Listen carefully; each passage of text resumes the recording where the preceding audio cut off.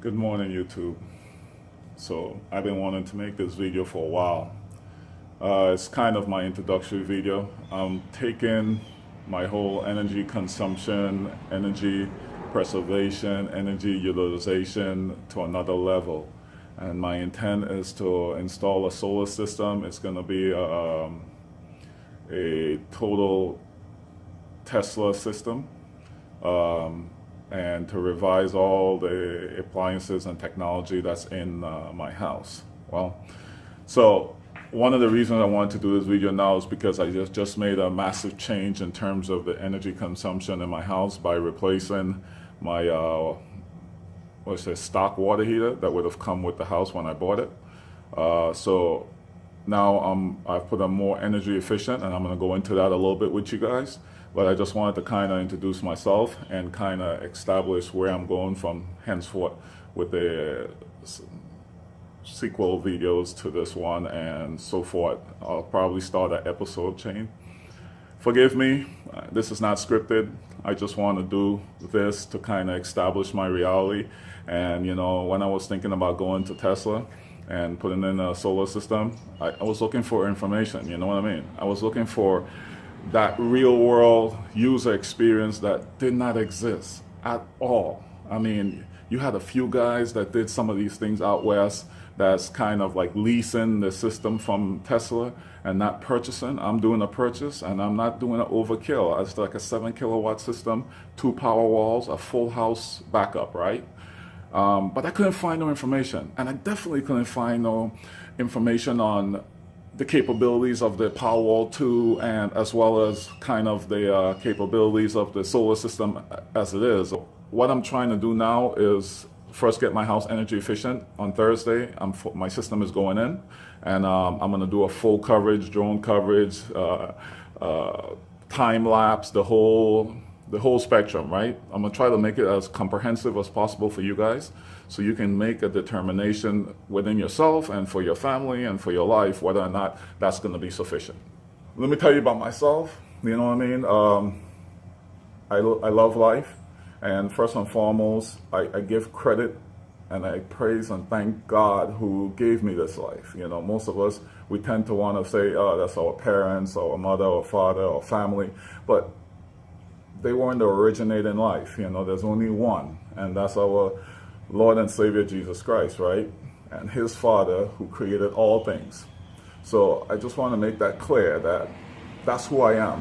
I am first and foremost a servant of the Most High, and I always will be. And I'm not going to compromise myself for YouTube rating. I'm not going to compromise myself for you guys' likes or dislikes or what have you. It's not about that for me.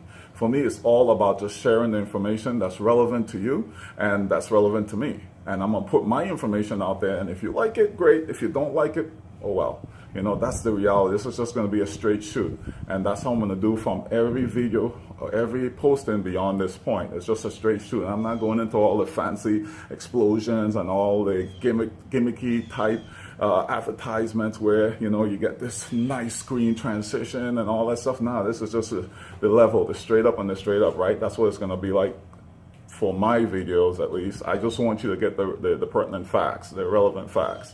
So first and foremost, I'm a Christian, and I will always be. I love God and everything about him, period.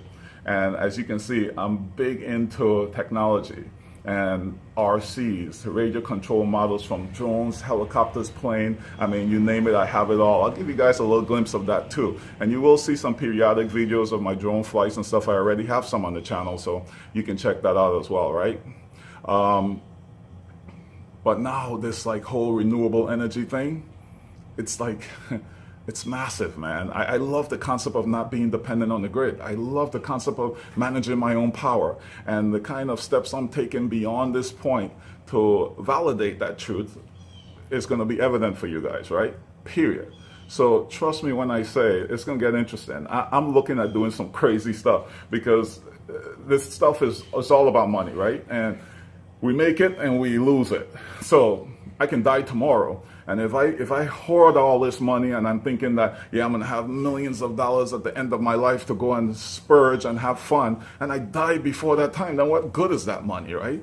I can't take it with me beyond the graves. And I'm not saying I'm irresponsible. I take care of my family, and I will continue to take care of them until the day I die. But what I'm saying is I allot for play, and this is my play. So join me if you will, or if you won't. It's your choice. I don't care either way. This is just the real deal. I'm planning to do a lot more pertaining to this energy, the renewable energy scenario. Maybe at one point, I think I have to go into that Tesla Powerwall, man. I have yet to see anyone go into that thing, and I think largely because they're afraid of losing the warranty. But if Tesla is what Tesla say, I shouldn't be concerned about that, right? It's going to last. But I know. I'm competent enough to know that technology is technology and technology fails. So that's me. Any questions beyond that, you can ask me, right? Look at my shirt. I represent that, right? So it's King Valley, right, at YouTube. And as you can see, solar energy, my faith, and of course, RC. I represent Panama because that's my wife, and I represent the U.S. Virgin Islands because that's where I'm from originally. American born, just in beautiful paradise, USVI. So that's what that's about, right? I'm 100% VI. St. Jonian. Let's get that right.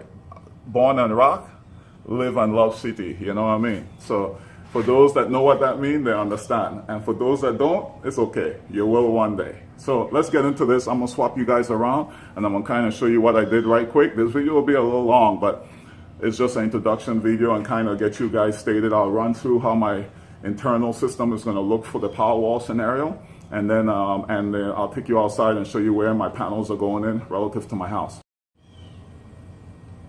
All right, so here we go. This is the unit I took out. As you can see, it's a 50-gallon tank. Nothing special about it other than the cost it requires to operate. And you can see per year it's $514. It's a I think this one is a 4,500 watt element unit, dual element, of course. Like I said, generic scenario. I think it was like State Industries is the one who built this guy. So that's this guy. All right. Now this is the new guy. She's currently running actually. This here is a Rheem hybrid unit. So it's hybrid only because it can do it's a heat pump water heater, right? This is some of that new technology. I mean, they've been out, I guess, a year or two, but this is the latest from Rheem, right? I'll show you guys. And I didn't get it professionally installed. My brother and I actually did this installation ourselves. So please keep the criticism to yourself because trust me, we're not professional by the least, and we just decided to do something on our own. You know, it's all about that, taking a personal interest in what's yours. So this is the unit, and I know for most of you guys who know about this is that. I'll just give you a quick rundown. We come out the wall, we double back because the original unit was shorter than this unit, so those pipes went straight down to it, so that's why it's so long. But I didn't want to diminish that space, and I didn't want to lose the cutoff valve, so I just went and double back. It looks all right, but it gets the purpose done. And if for any reason something happened, have to revert, or the technology change and I want the latest and I have to go back to a conventional top fed and supply unit, then I'll have enough piping to do so without having to reconstruct my entire pipe. Okay, so the water, cold water comes in through the bottom. That's what we have here. I decided to go with the flex bends because that allows me to have flexibility for movement, right? And so I'm not so rigid. So if I need to adjust the water heater or replace it, it's an easy disconnect versus having to continually cut PVC in order to get a connection in place. All right, so here we go. And that lead on the floor, that's the water sensor. You all know that's to drain the tank, that intermediate spigot there. And this is the return line. So we have the supply on the bottom, and then we have the return here. And this is the hot water going back to the house. And you see this pipe right here, that's a condensation pipe for the heat pump unit. That's probably what you're hearing, so I'm hoping it's not killing my voice, but it's actually not loud at all, man. So up here on top, we have, this is the inlet fan. is pulling the air into the unit and through the condenser and all that good stuff. You know, for you guys who know all about that heat pump technology and or refrigerant and all that kind of stuff. That's not me, but I'm learning as I go. And then this is the exhaust fan right here. What's awesome about this bit is that, man, coming out of here is cool air. I mean, like AC type air. It's so comfortable. If I close my garage door, and within 20 minutes, this whole space gets cool. I mean, even waking up in the morning, it's like ice cold in here, man. So this is gonna be awesome in the summertime, being that I live in Florida. So I'll get free heat generated by the sun. This will consume it. Won't have to use any element. I'm currently running it in the energy saving mode because it's still kind of cool here in Florida. So it takes a little bit longer to recover when water is being utilized. So I decided to go back from heat pump only to energy saver mode, and that allows me to split the difference between the heating elements as well as the heat pump technology, right? So it's a nice balance. It seems to be very efficient. I'm monitoring it via a Sense unit I have installed in my system. So it seems to be very efficient. So I'm gonna run you guys through these screens right quick, just as a kind of introduction to this. So the modes, options, 7-day vacation mode, water off. And then if I hit these arrows, well, let me just go through this one more time. Right here, heat pump, high demand, electric mode, 7-day, heater off, and then energy saver where I am. If I change these, if I hit these arrows right here, this will increase the temperature. It gives you a warning for scalding risk. And then 120 seems to be perfect, and it's a house of 5. So we don't have no problem. I don't know, that might have been shut off because of me making the changes there, but that's fine. So you hear the difference in the sound. So hopefully my AC is running too, so that's conflicting noise, but it's not bad pertaining to the noise. You can't hear it inside the house, and even when you're in garage, it's not something that's like, you know, deafening or intrusive to your to yourself as you're doing other things or being on the phone or just having a conversation. It's very subtle in the background. All right, well, with that said, so that's the unit there. So let's just go through the rest of these menus right quick. So service, that tells you the model number and all that good stuff for the unit. And then you have the alarm here, nothing there, so it shows nothing. Next thing here is status. Status will tell you the mode, no demand. That's what I love about the energy saver mode, is that it's based on demand. So if I start running hot water and it start utilizing, then it'll turn on the heat pump to kind of maintain the water as it's being utilized, which is efficient because the heat pump uses less than 500 watts, whereas the heating elements are anywhere from 4,500 to 5,000 watts, right?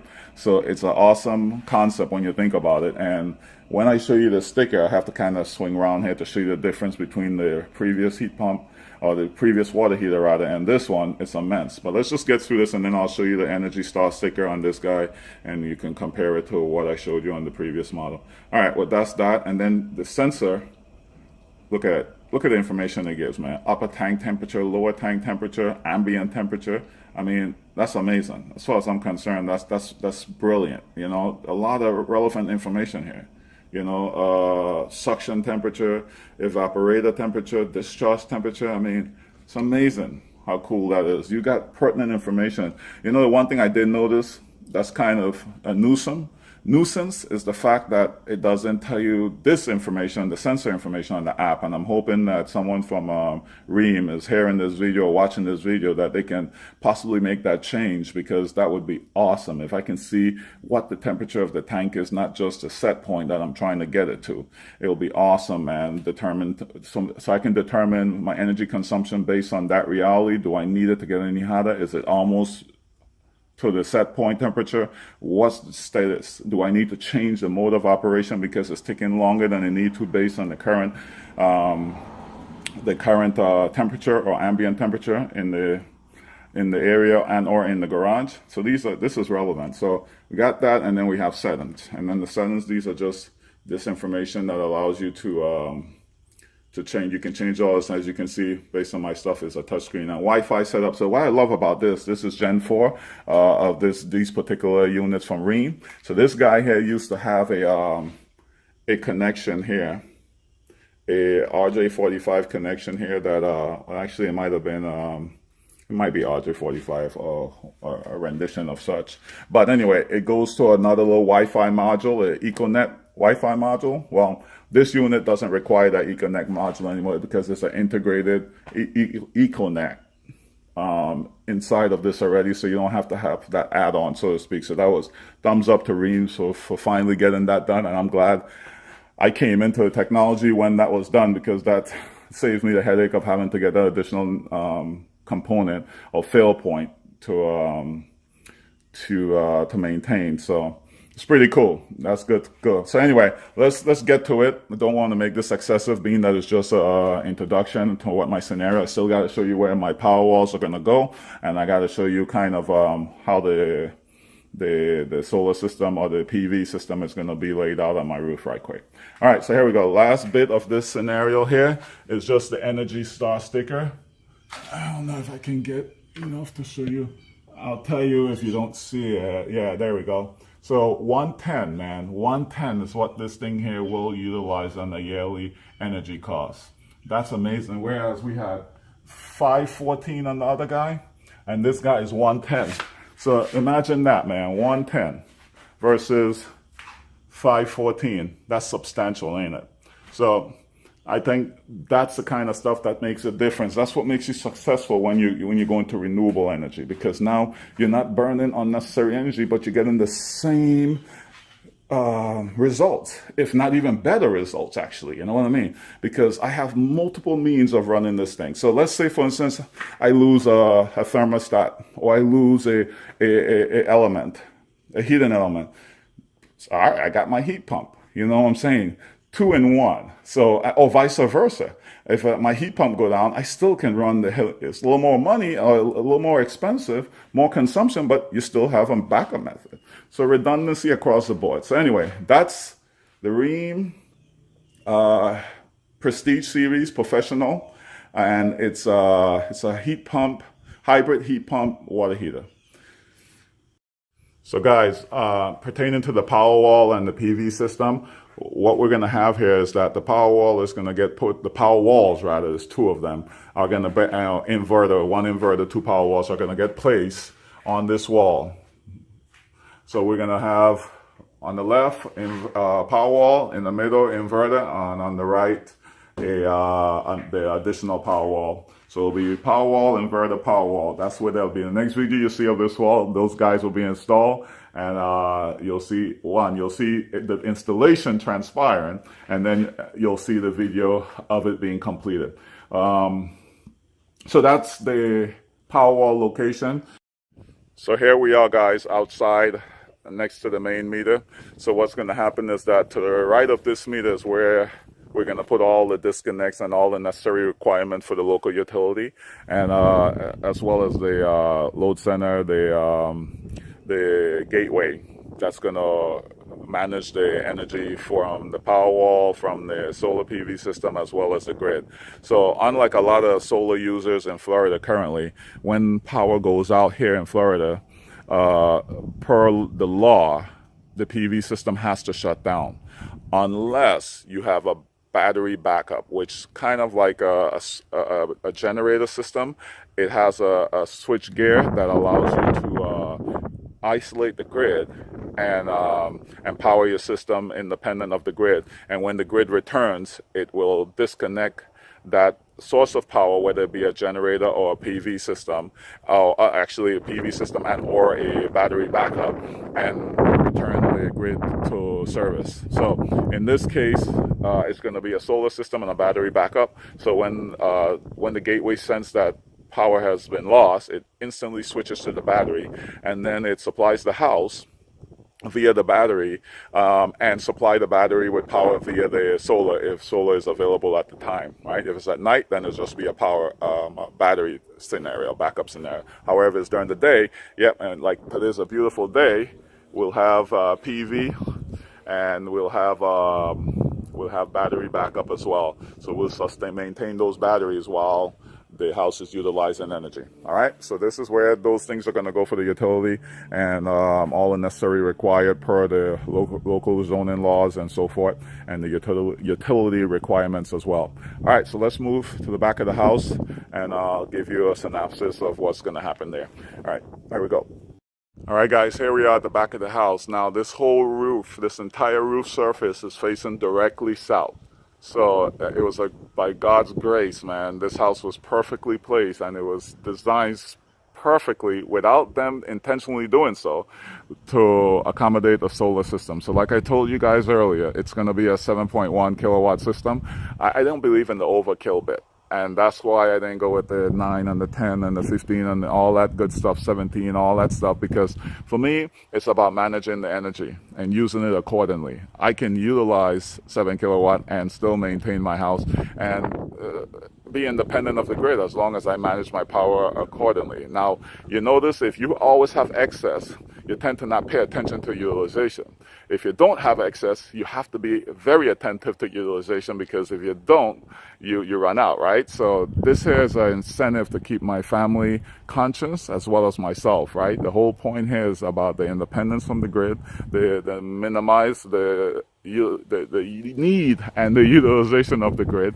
And so by doing that, I decided just for the 7 kilowatts. And for me, the big hitters were the batteries, right? Because that's where you really need the storage, and that's where you really need the ability to sustain your power requirements. A PV system is great during the day when the sun is out, but at night when it's not when the sun is no longer viable and your system is in a sleep mode, what good is it, right? I need the grid, and if the grid fail, I got nothing. So the two power walls were more relevant to me than actually getting a big solar PV system, right? In the future, I'll go up and put some additional panels myself if I need to.